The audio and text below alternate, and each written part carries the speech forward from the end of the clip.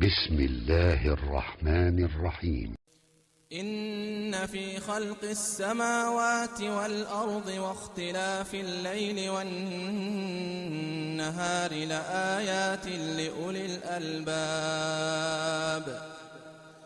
الذين يذكرون الله قياما وقعودا وعلى جنوبهم ويتفكرون في خلق السماوات والأرض ربنا ما خلقت هذا باطلا سبحانك فقنا عذاب النار. ربنا إنك من تدخل النار فقد أخزيته وما للظالمين من أنصار. ربنا إننا سمعنا مناديا ينادي للإيمان أن آمنوا بربكم فآمنا. ربنا فاغفر لنا ذنوبنا وكفر عنا سيئاتنا وتوفنا مع الأبرار. ربنا وآتنا ما وعدتنا على رسلك ولا تخزنا يوم القيامة إنك لا تخلف الميعاد. فاستجاب لهم ربهم أني لا أضيع عمل عامل منكم من ذكر أو أنثى بعضكم من بعض. فالذين هاجروا وأخرجوا من ديارهم وأوذوا في سبيلي وقاتلوا لأكفرن عنهم سيئاتهم ولأدخلنهم جنات تجري من تحتها الأنهار ثوابا من عند الله والله عنده حسن الثواب. لا يغرنك تقلب الذين كفروا في البلاد متاع قليل ثم مأواهم جهنم وبئس المهاد. لكن الذين اتقوا ربهم لهم جنات تجري من تحتها الأنهار خالدين فيها نزلا من عند الله وما عند الله خير للأبرار. وإن من أهل الكتاب لمن يؤمن بالله وما أنزل إليكم وما أنزل إليهم خاشعين لله لا يشترون بآيات الله ثمنا قليلا أولئك لهم أجرهم عند ربهم إن الله سريع الحساب. يا أيها الذين آمنوا اصبروا وصابروا ورابطوا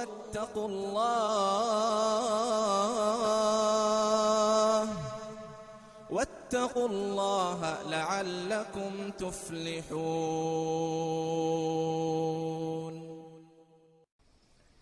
أعوذ بالله من الشيطان الرجيم. بسم الله الرحمن الرحيم. الله نور السماوات والأرض Allah is the light of the heavens and the earth. I greet you all with the Islamic universal greetings of positive peace, tranquility, and compassion and justice. Assalamu alaikum wa rahmatullahi ta'ala wa barakatuh. One of my favorite parts of the traditional Cape Town dhikr, which oral tradition informs us was developed in the Cape during the period of colonial occupation, is the dhikr still melodiously chanted every Thursday evening. This dhikr is meant to recall the sufficiency of Allah for all of the cosmos, and it is known as the Hasbunallah. The format and the tune of the dhikr differs from group to group, but the most common one starts off with the leader in the group reciting verse 173 of Surah Ali Imran, chapter 3 of the glorious Quran, and it reads as follows. الَّذِينَ قَالَ لَهُ النَّاسُ إِنَّ النَّاسَ قَدْ جَمَعُوا لَكُمْ. And when some people said to them that a great army is gathering against you, فَخْشَوْهُمْ, so fear them, فَزَادَهُمْ إِيمَانًا, but this only increased them in their fear. And they replied and they said, وَقَالُوا حَسْبُنَ اللَّهُ وَنِعْمَ الْوَكِيلُ, that God is sufficient for us and God is an excellent guardian and protector. In response to the leader's prayers and prompting, the congregation would answer this call and confirm their faith in Allah by harmoniously reciting Hasbunallah wa ni'mal wakil, that God is alone sufficient for us and God is the best disposer of our affairs.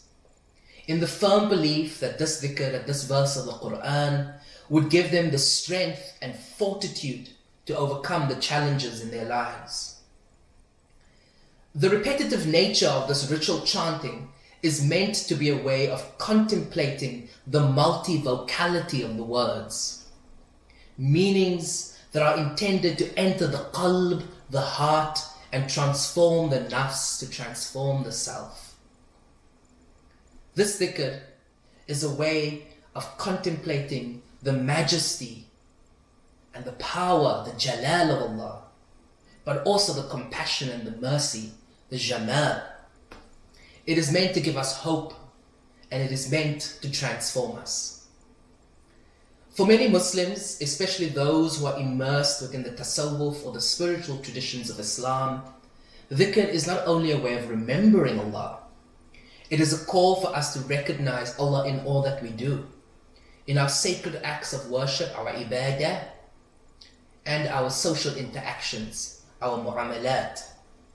Its purpose, as Allah says in the glorious Quran in Surah Al-Ra'd, chapter 13, ayah verse 28, is to provide us with inner peace. أَلَا بِذِكْرِ اللَّهِ تَطْمَئِنَّ الْقُلُوبِ.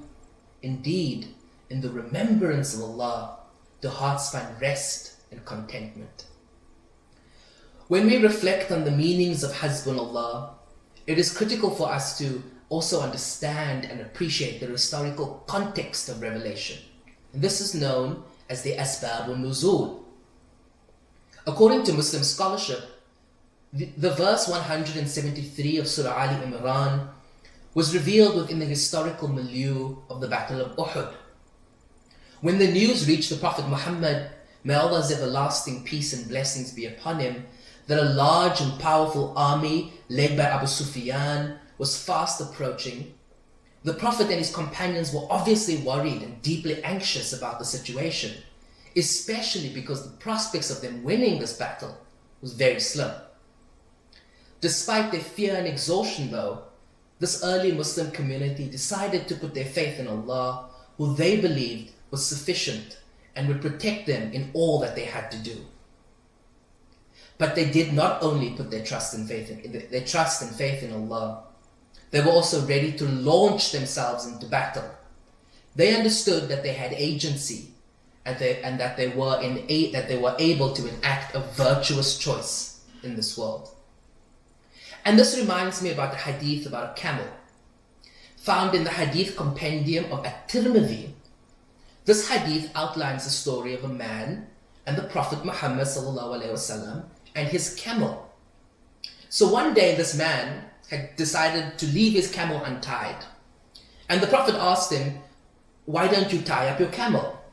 The man then replied and said, I am rather going to put my trust and faith in Allah. The Prophet then replied and told him, tie your camel first, and then you can put your faith in Allah. The lesson from this hadith and the asbab al-nuzul is that Allah is sufficient for us, and Allah is the best disposer of our affairs. But we have to put the work in, and we have to do our part.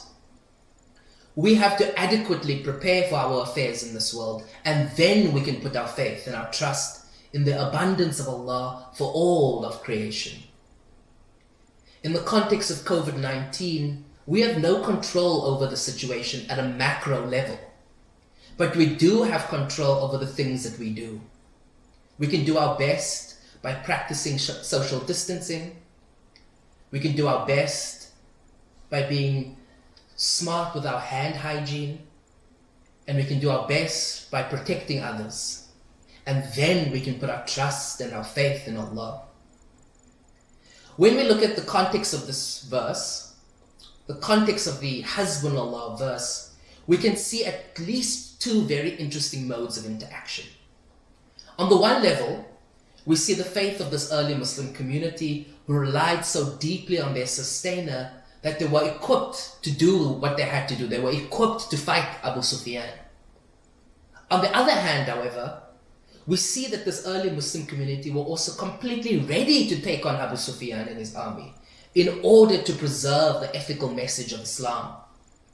In this way, their reliance on Allah gave them the inner courage, the moral courage to act ethically toward others. Their confidence in the sufficiency of Allah gave them the inner strength to do what is right. And their spiritual fortitude, alive with the Hasbunallah dhikr, gave them the power to enact a virtuous choice in this world. From this one verse of the Quran, we learn that our spiritual quests are not disconnected from our lives in this world. Our spirituality is meant to make us better people, people who are kind, people who have a beautiful character, and people who enact ethical decisions in this world. Within our contemporary moment, in the unprecedented time when COVID-19 has intersected with the sacred month of Ramadan, it is important for us to remember Allah's sufficiency in the hope that these Quranic words would give us the inner strength to overcome our challenges. The challenges in human life, however, are the reason of our earthly journeys. Trials and challenges are an essential part of the process of moral education, tarbiyah, and the formation of good ethical conduct, akhlaq. Tests, trials, and struggles are meant to bring out the best in human beings and unleash within us undeveloped potentials that we ourselves are unaware of. I will conclude with an adapted version of the Prophet's prayer of light. Ya Allah, Ya Nur ala Nur, give me the light in my heart and light in my speech, and light in my hearing and light in my sight, and light in my thoughts and light in my actions. Light before me and light behind me. Give me, I pray thee, Ya Allah, light on my right hand and light on my left hand, light above me and light below me. Ya Allah, increase light within me, so that I can be a light unto others.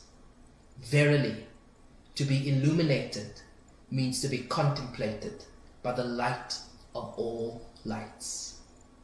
Thank you for your patience with me. حسبنا الله ونعم الوكيل حسبنا الله ونعم الوكيل حسبنا الله ونعم الوكيل حسبنا الله ونعم الوكيل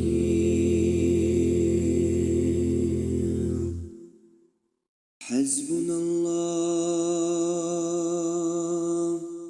ونعم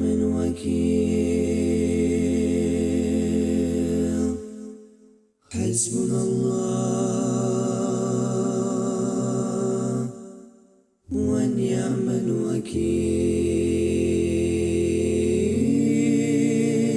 الوكيل حسبنا الله ونعم الوكيل حسبنا الله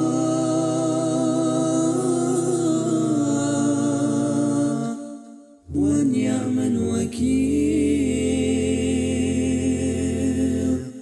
حسبنا الله ونعم الوكيل حسبنا الله ونعم الوكيل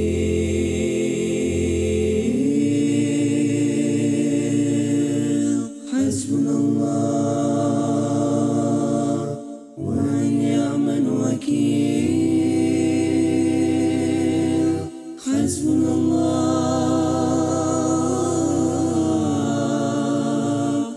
ونعم الوكيل حسبنا الله ونعم الوكيل حسبنا الله ونعم الوكيل نعم المولى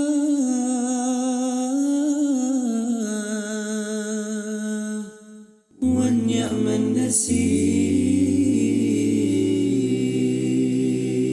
النسير ولا حول ولا